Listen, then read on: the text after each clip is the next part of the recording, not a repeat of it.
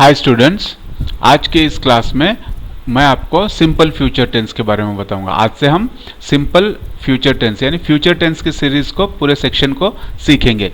इससे पहले मैं आपको एक चीज़ बताना चाहता हूं कि जिन लोगों ने मेरे चैनल को सब्सक्राइब नहीं किया है वो जल्दी से सब्सक्राइब कर लीजिए, क्योंकि इसी चैनल पे एजुकेशन रिलेटेड बहुत ही अच्छे वीडियोस आपको आगे मिलने वाले हैं। हम बहुत ही अच्छे वीडियोस बना रहे हैं, सिर्फ इंग्लिश ही नहीं दूसरे सब्जेक्ट्स पर भी। अगर वो सब वीडियोस आपको देखना है तो आप चैनल को सब्सक्राइब कीजिए ताकि आपको नोटिफिकेशन मिलती रहे। तो चलिए हम सीखते हैं सिंपल फ्यूचर टेंस के बारे में। This tense is used for those sentences which refer to the actions which will occur later in future.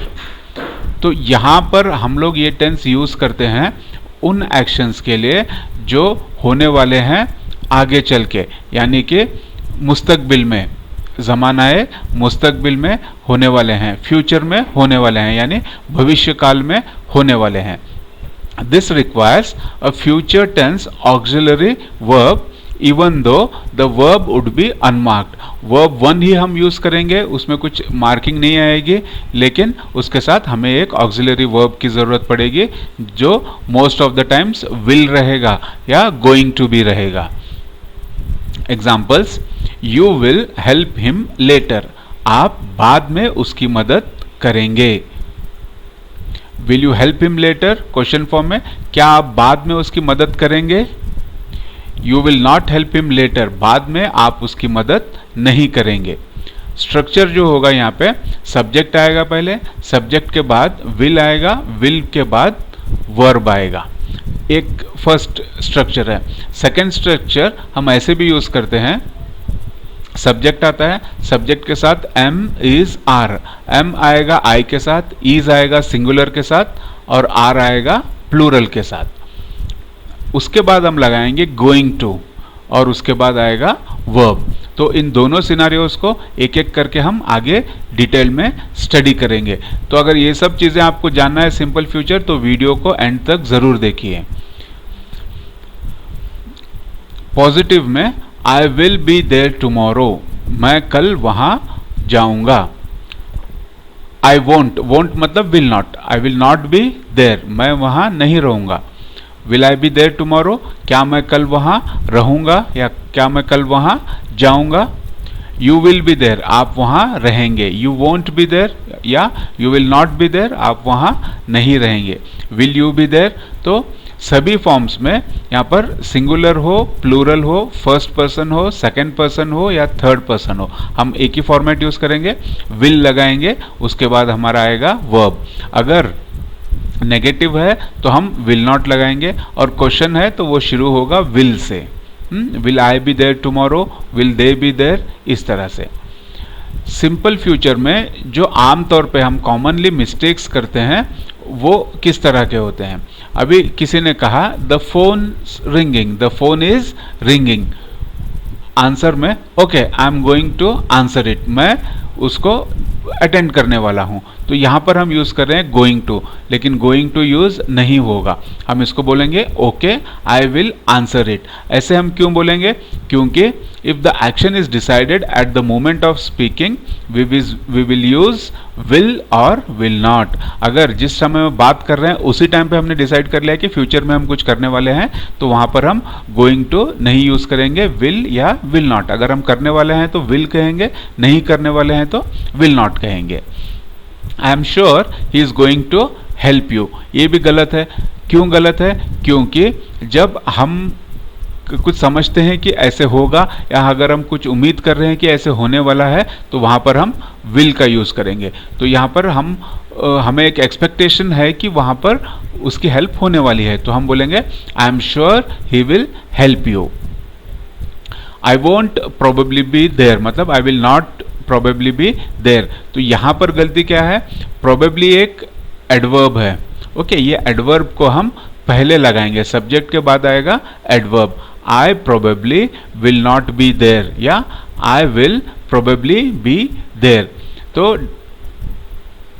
तो जो नेगेटिव सेंटेंस होता है वहाँ पर वो पहले आएगा, किसके, विल नॉट के। और जो पॉजिटिव सेंटेंस है उसमें विल नॉट के बाद आएगा, क्योंकि the adverbs definitely and probably comes before won't but after will. I promise I am going to help, ये भी सेंटेंस रॉन्ग हो जाएगा। क्यों रॉन्ग हो जाएगा? क्योंकि जब हम प्रॉमिस करते हैं तो वहां पर हम विल यूज करते हैं। I promise I will help. I will call you when I will come to my office, तो यहां पर हम I will, when I will दो बार यूज कर रहे हैं। आई विल हमको दो बार नहीं यूज करना है। हम कहेंगे I will call you when I come to my office, जब मैं ऑफिस आऊंगा मैं आपको कॉल कर लूंगा। If you will give me your address I will send you a post card. ठीक है, तो इफ यू विल गिव नहीं, अगर आप देंगे तो मैं भेजूंगा, ऐसे नहीं बोलेंगे। If you give me your address I will send you a post card. अगर आप अपना एड्रेस मुझे दोगे, अगर आप मुझे अपना एड्रेस दोगे तो मैं आपको पोस्ट कार्ड भेजूंगा। क्योंकि एक कंडीशनल क्लॉज है, तो कंडीशनल क्लॉज में हम लोग जो फर्स्ट सेंटेंस रहता है, जो क्लॉज रहता है, वहां पे उसको प्रेजेंट सिंपल में यूज करते हैं। I can't see you next week I will return to Paris, तो यहां पर हम बोल रहे हैं कि मैं आपको नेक्स्ट वीक नहीं मिलूंगा क्योंकि मैं पेरिस जाने वाला हूं। यहां पर हम करेंगे I cannot see you next week I am returning या I am going to return to Paris. ऐसा क्यों हो रहा है? To show that the decision was made in the past, we use the present continuous or going to future। तो हम लोग यहाँ पर क्योंकि ये डिसीजन जो था हमारा पहले ही हो गया है, पास्ट में हो गया, इसीलिए हम गोइंग टू यूज करेंगे। विल हम लोग यूजुअली यूज करते हैं जब हम कुछ वादा करते हैं या जब हम कुछ करने की नियत कर लेते हैं। आई will call you when I arrive, जब मैं पहुंचूंगा मैं आपको कॉल कर लूंगा, तो हम एक वादा कर रहे हैं या एक नियत कर रहे हैं। If I am elected president of the United States I will make sure everyone has access to inexpensive health care. अगर मैं यूनाइटेड स्टेट्स का प्रेसिडेंट बन गया तो मैं सभी को सस्ता हेल्थ इंश्योरेंस दिलवाऊंगा। अगेन ये एक प्रॉमिस है। I promise I will not tell him about the surprise party, मैं वादा करता हूं कि मैं उसे सरप्राइज पार्टी के बारे में नहीं बताऊंगा। Don't worry I will be careful, चिंता मत करो मैं ध्यान से रहूंगा।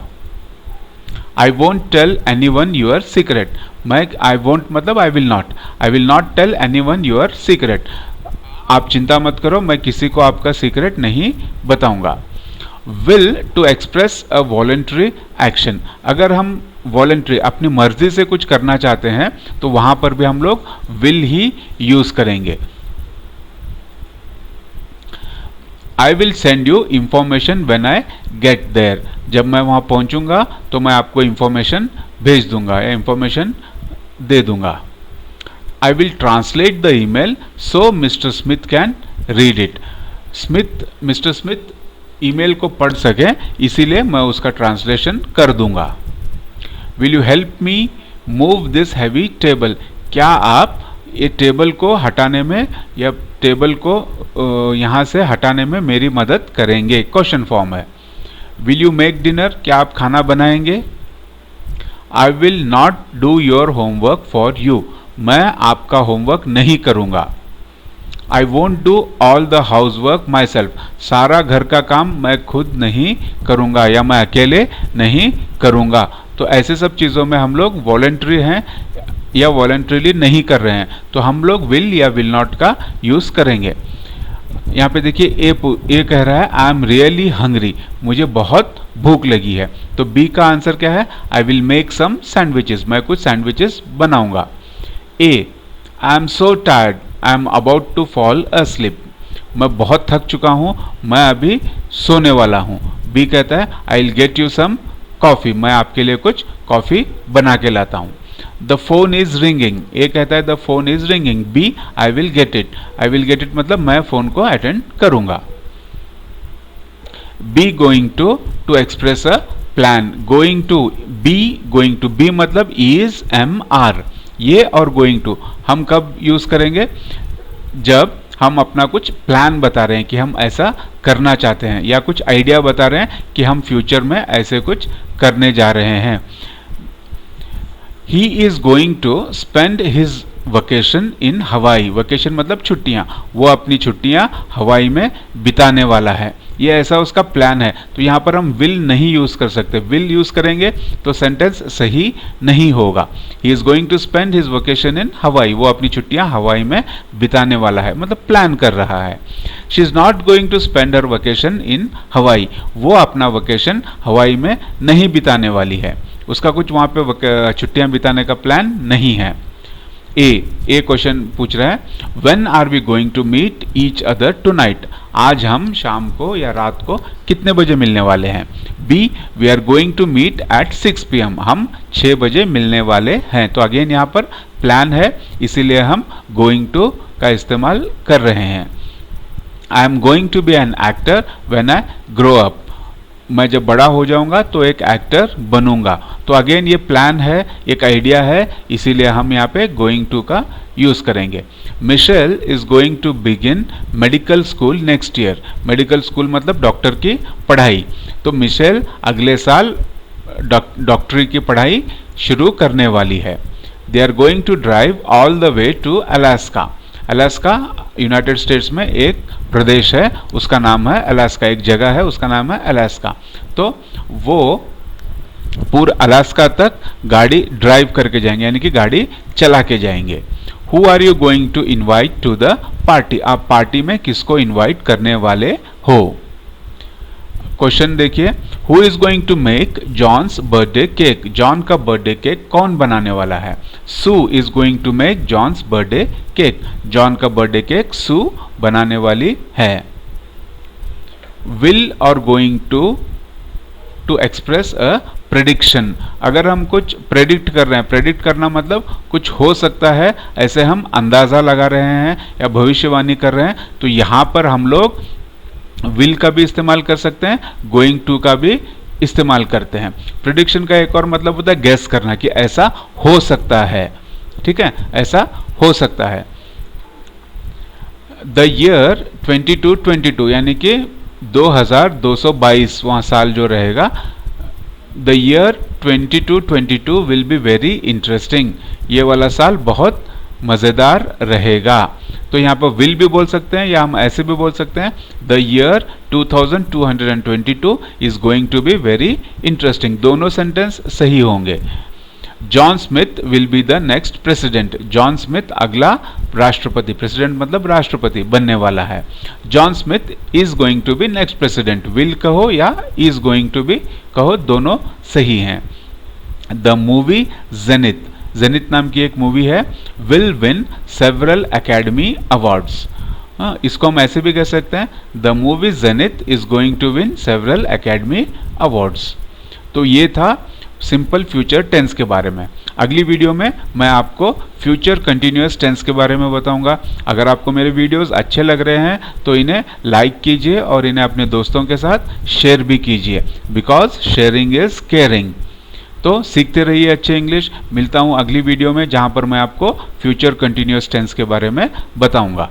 Thank you.